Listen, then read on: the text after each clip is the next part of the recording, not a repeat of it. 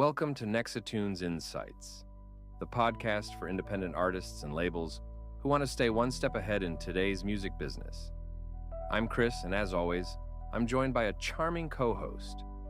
Together, we dive into the trends, challenges, and real stories shaping the industry today. You know what's wild about the music industry? Artists are losing their entire catalogs overnight because of a $25 subscription fee they forgot to pay. Today, we're diving into how the cheapest option for distributing music often becomes the most expensive mistake artists can make. That's such a painful situation to be in. I've been hearing more horror stories about this lately. Artists building up thousands of streams only to vanish from platforms completely. Well, here's what's fascinating about this whole situation. Most artists see these flat fee distribution services advertising $25 a year, unlimited uploads, and think they've found the deal of the century, but there's a catch that nobody talks about until it's too late. Let's break this down for our listeners. What exactly are these two competing models we're seeing in the industry? So, on one side, you've got your flat fee distributors, charging between $25 to $90 annually for unlimited uploads. Sounds great, right? But here's the kicker. Your music only stays online as long as you keep paying that fee, and most services limit how many artists you can manage per account. Oh, wow. So what initially looks like a $25 investment could multiply pretty quickly if you're managing multiple artists? Exactly. Let me paint you a picture. I know of a small label that started with just 50 artists, thinking they were being smart with the flat fee model.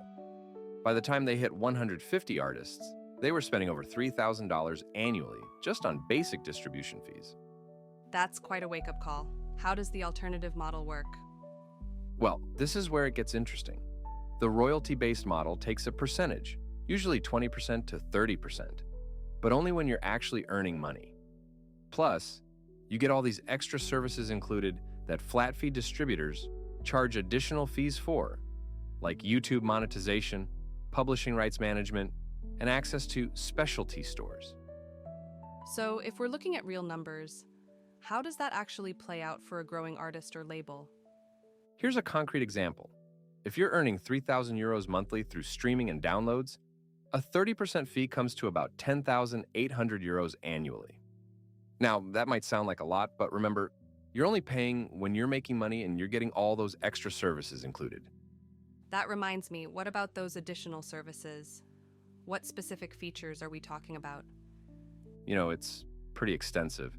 We're talking pre-save campaigns for Spotify, cover song licensing, physical distribution partnerships, sync licensing opportunities, and detailed analytics tools. With flat fee services, each of these could cost an extra $25 to $40 per feature per year. The complexity of managing all these separate services must be overwhelming for many artists. Absolutely overwhelming. And here's something people often overlook: the time cost. With flat fee services, you're typically managing everything yourself. That means tracking renewal dates, managing multiple logins, coordinating release schedules, and dealing with automated support systems when things go wrong. Looking ahead, do you see any changes coming in how these distribution models might evolve? Well, the landscape is definitely shifting. With the rise of AI and new platforms, we're seeing more hybrid models emerging. But here's what's crucial. Artists need to think beyond just getting their music onto Spotify. They need a partner that can help them navigate the entire digital ecosystem. That's really helpful perspective. Any final thoughts for artists trying to make this decision? It really comes down to this. Don't let that initial price tag fool you. Think about where you want to be in 2 years, 5 years. If you're serious about music as more than a hobby, investing in a more comprehensive distribution solution often saves money in the long run. Because at the end of the day, losing your entire catalog over a missed $25 payment, that's the most expensive mistake you can make. That's it for today's episode of Nexatunes Insights. Thanks for joining us. If you enjoyed this conversation, don't forget to subscribe and share it with your friends in the industry. You can find more insights, articles, and resources on blog.nexatunes.com. Until next time, stay creative, stay independent.